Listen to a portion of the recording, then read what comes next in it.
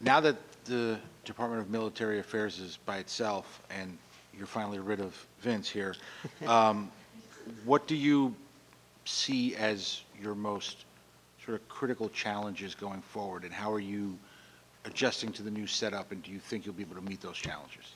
Yeah, thank you for the question, sir, and certainly thank you for taking my call. I can't seem to get away from them though, so they keep pulling us back.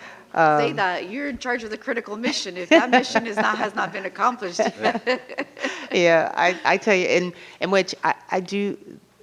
We've made this important transformation, or we are embarking upon it. And I do believe, given my background and my experience in the department, as the Department of Military and Veterans Affairs, working alongside Vincent in that same construct, you know, our challenge is building two different constructs that survives, two commissioners that have no love for one another. They just only have their mission, and setting that foundation for 4 or 5 commissioners beyond us. And I think that is our biggest challenge. The things we take for granted because we were one department, there are some of the rules that that we have on the federal side and the state side Right. that we can no longer, we can't go forward in the same way. So figuring that out, codifying it so that people aren't left to wonder about how to do a thing, and that it doesn't change based on personalities. And so I really think that's our biggest challenge, to set a foundation, build organizations that endure, again, personalities. And the good thing for me, it may be to the chagrin of some of my subordinate commanders, I have more time to be in the business of the day-to-day operation, and they do very well. And certainly, here Johnny come lately asking questions on a daily basis about operations and things, but it allows me again the opportunity to educate and inform those who are concerned about our National Guardsmen, and understanding that there is a distinct difference in terms of benefits and support that a National Guardsman, who today serves alongside their active duty counterparts, and they are impacted in ways, and their families are impacted in ways, and employers as well, that we are not accustomed to. And so I think if we don't educate employers, families, people, legislators such as yourselves, I think that over time, and we know that the requirement is not going to ease up, but over time, it could have a very negative impact on our ability to recruit and retain, and to maintain the support of private employers or public employers. I feel it too when my state employees are mobilized. Right. We feel it. And so I think a broader focus, a more in-depth focus on that will serve us well into the future, and one that could have been missed had my attention been divided on the two departments. So I was only going to ask you one question, but it came up in my head as we were talking. A lot of times, the National Guard gets called in to help in certain instances. I remember during the COVID elections, National Guards were helping secure ballots, right? Because everybody was a vote by mail ballot, right? And ensuring the integrity of those elections. Has the National Guard or you been asked to play any role in the upcoming FIFA World Cup? Yes, sir.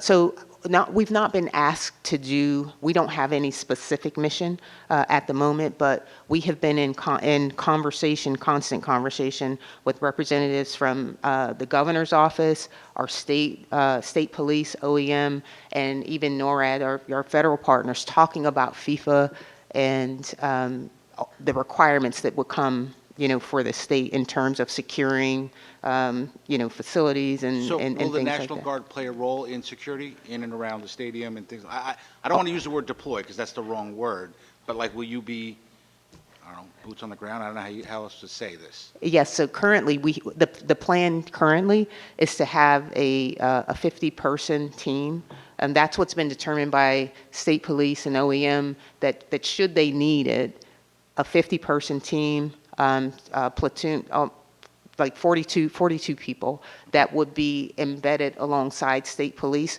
not to do policing functions, but to do crowd control, traffic control, so that, state police could do their job. It hasn't been, and we're having conversations about how that is funded with state and federal partners. But it is just in case we need that. Hopefully we don't. But if we do, we want to have a plan ready to go. So and it would be at the governor's request. Got it. Okay, great, thank you. Commissioner Solomeno, I didn't mean to pick on you before, but I couldn't help myself. I don't want to go too deep into your budget because obviously this is your first year, right? Sort of separating yourselves and standing yourselves up. So, but the question I have for you is, in your department, according to the OLS documentation we have, and a lot of us ask this question of every department, in FY25, your state budgeted positions were 1269. In FY26, they were 1235. And then this year, you're looking for 1408. That's an increase of 173 positions. So can you just talk a little bit about what those positions that you're looking to fill? Obviously, if there's nursing home slots, that's separate and apart. The majority of our FTEs are actually related to direct care or our 24/7 operations, so the 3 nursing homes as well as the 2 transitional housing facilities. The reason for the increase, would you mind passing me this, Victoria?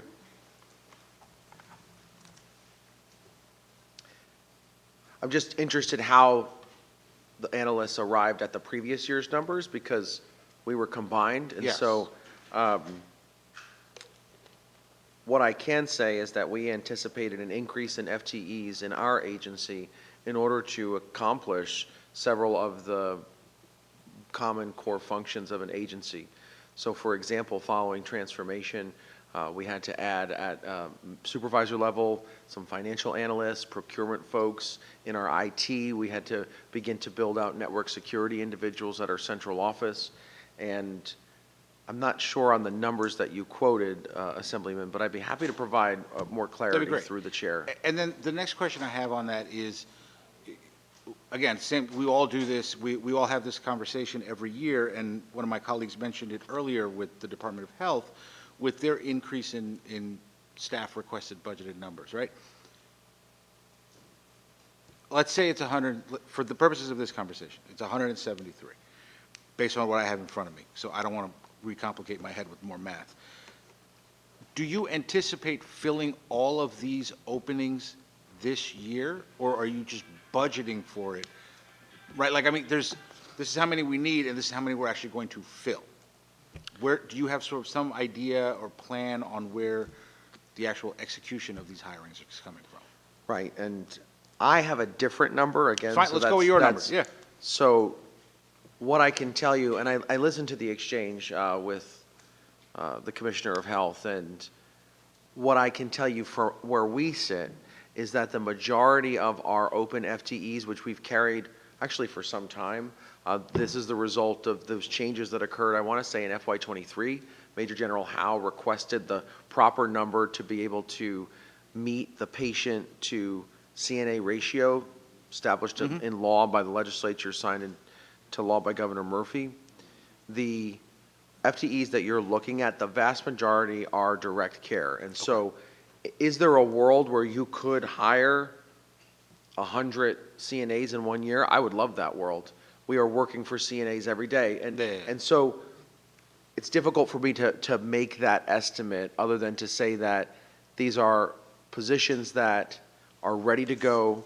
They don't require a long approval process. If you or any of your colleagues knew someone interested in working in our facilities who had a CNA, LPN, I'd be able to fill that today. And so that's the reason why we have that number. Okay. And one last question. So there's a lot of great work that your department does, and as well as, I keep wanting to say DMAVA, but you know what I'm saying. There is a program that is not in your department, but it is in the Department of Health. It is the Integrated Care Program for Military, Veterans, and First Responders. It supports programs operated by a hospital or health system in each of the northern and southern parts of the state that integrate behavioral health, primary care, telehealth services, palliative care, and hospice services for veterans, members of the military, and first responders. Governor Sherrill is recommending cutting their $320,000 budget allotment to zero. Is this service that I just described to you something that is provided anywhere else within your agency? I am not familiar with the program, so it's difficult for me to determine whether through our PTSD counseling program or others we're providing like or similar services. I will say this, that this budget, we were billions of dollars behind in terms of a structural deficit.